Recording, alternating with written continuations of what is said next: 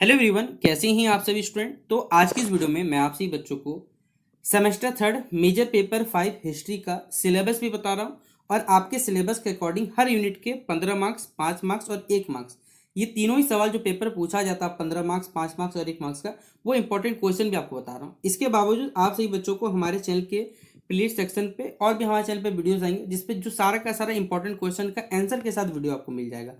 तो आप सही बच्चे बस चैनल को सब्सक्राइब करिएगा, बेल आइकन पे क्लिक कर लीजिएगा ताकि इसी प्रकार जब नोटिफिकेशन आएगा तो आपको अपडेट हो जाएगा। बाकी अगर बाई चांस कोई नोटिफिकेशन नहीं जाता, इसलिए हमने टेलीग्राम ग्रुप बनाया, वहाँ पर हम लोग वीडियोस को शेयर करते हैं। कुछ पूछना रहेगा तो फेसबुक और इंस्टाग्राम पर पूछ लीजिएगा।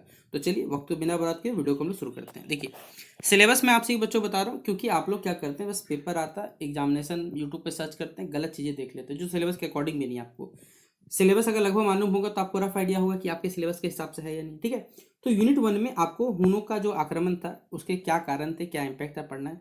जो पुष्यभूत डायनेस्टी था उसके बारे में पढ़ना है, हर्षवर्धन कालखंड के बारे में पढ़ना है, राजपूतों का ओरिजिन हो गया, ठीक है, चामनास बंद हो गया, परमार हो गया, चंडेलास हो गया, ठीक है, कड़वोस के बारे में पढ़ना है आपको, ठीक है।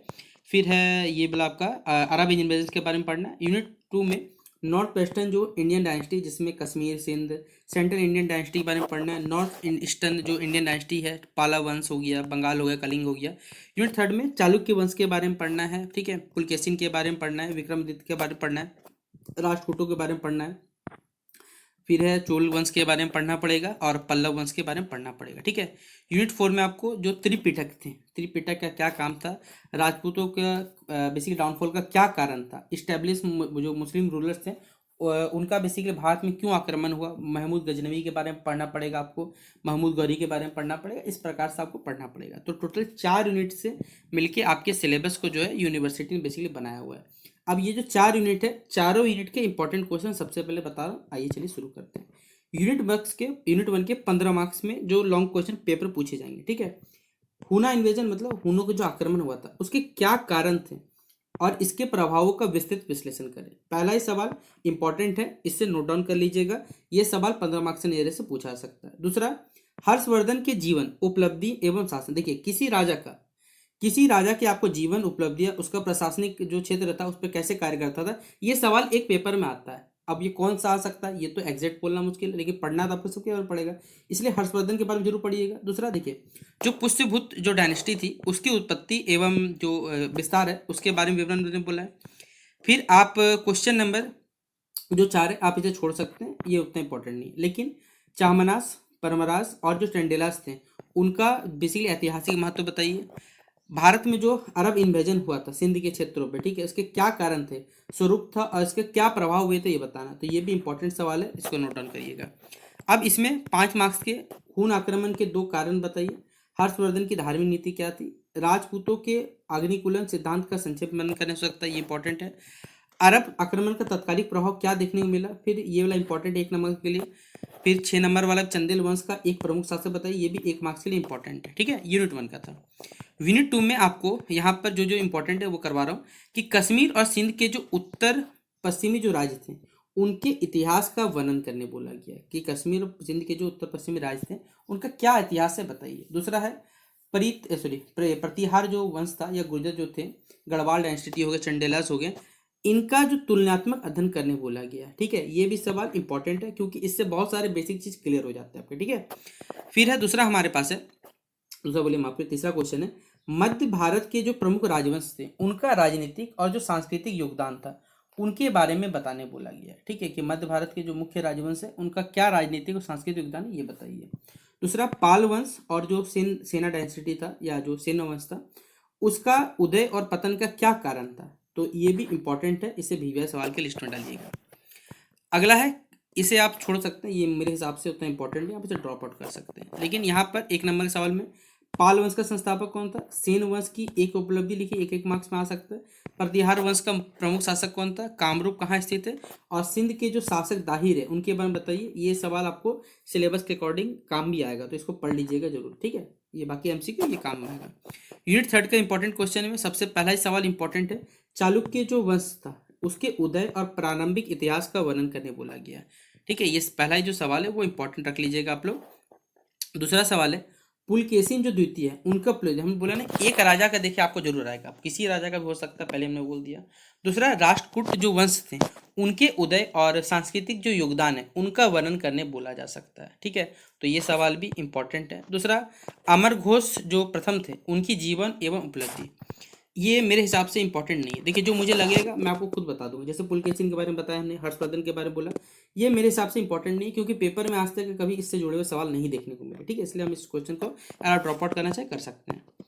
अगला है चोल डायनेस्टी जरूर आएगा। देखिए कि चोला डायनेस्टी यानी चोल वंश के जो प्रशासन एवं जो सांस्कृतिक वहाँ की उपलब्धियाँ थी उनका वर्णन करने बोला जाएगा, और ये 5 मार्क्स के नजरिए से भी इंपॉर्टेंट है सवाल। दूसरा, आप अगला क्वेश्चन छोड़ सकते, कोई दिक्कत नहीं। राजा राजा और राजेंद्र चोला प्रथम जो है उनकी उपलब्धियों की तुलना करें, ठीक है, क्योंकि आप चोल वंश पढ़ोगे तो खुद ब खुद ये टॉपिक कवर हो जाएगा वहाँ से।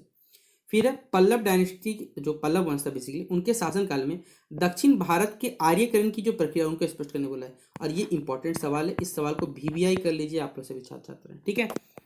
अगला सवाल 5 मार्क्स के लिए जो पूछा सकता है कि पुलकेशिन द्वितीय जो है वो किस वंश के थे या किस वंश से थे, ये बताना पूछा सकता है, इंपॉर्टेंट MCQ में। राष्ट्रकूटों की राजधानी क्या थी? चोल प्रशासन की एक विशेषता यह आ सकता है। पल्लवों का जो प्रमुख स्थापत्य है उसका एक उदाहरण दीजिए, और अमोघ जो वर्ष थे वो किस वंश का संस्थापक थे ये बताना है। तो ये सब के सब सवाल एक एक मार्क्स के लिए इंपॉर्टेंट पूछे जाएंगे। यूनिट 4 में सबसे ज्यादा इंपॉर्टेंट क्वेश्चन है, घुमा फिरा के सवाल पूछता तो यहीं से हमारे पास है। त्रिपाठी जो है उनके स्ट्रगल करने के क्या कारण थे, संघर्ष करने के कारण, चरण एवं जो प्रभाव थे उनका विश्लेषण करने बोला जाएगा। तो ये सवाल 15 मार्क्स के लिए इंपॉर्टेंट रख लीजिए सबसे पहला ही। दूसरा, पाल, प्रतिहार और राष्ट्रकूट जो थे वंश थे, इनकी भूमिका का विश्लेषण या कह सकते हैं विस्तृत विवरण करने बोला गया है। तो ये वाला भी सवाल जो क्वेश्चन नंबर 2 है ये भी मोस्ट इंपॉर्टेंट सवाल में आप रख लीजिएगा। दूसरा, ये सवाल तो पेपर में देखिए अगर आया हुआ भी, अगर आप सही बच्चे हमारे चैनल के वीडियोस को देखोगे तो आपने पढ़ाया हुआ भी था, और ये सवाल आया हुआ था कि जो राजपूत शक्ति है उसके पतन के क्या कारण और परिणाम थे।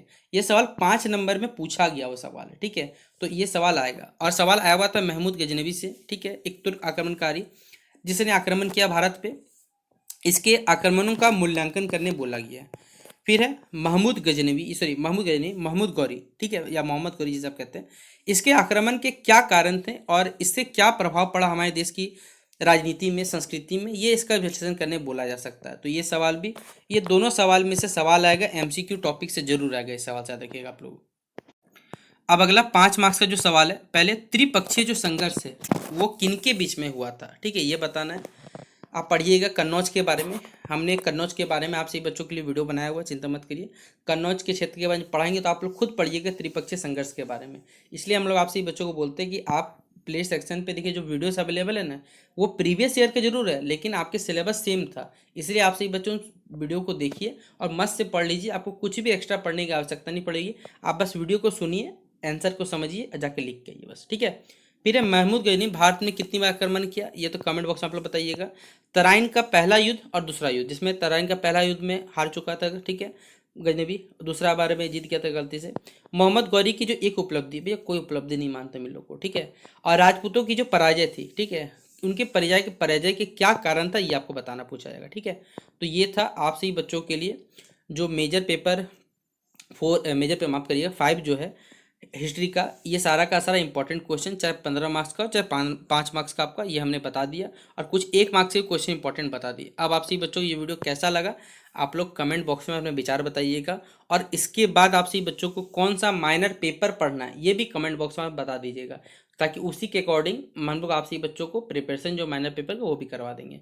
तो कमेंट बॉक्स ओपन है, अपने विचार बताइए, वीडियो कैसा लगता है ये भी अगर बताना चाहे बता सकते हैं। अगर आप वीडियो को लाइक करते हैं तो हमें लगेगा कि हम आपकी मेहनत कर रहे हैं, तो आप हमें प्यार सपोर्ट करते हैं, तो शेयर कर देना इस वीडियो को। मिलते हैं इस वीडियो पे, तब तक के लिए जय हिंद और जय भारत।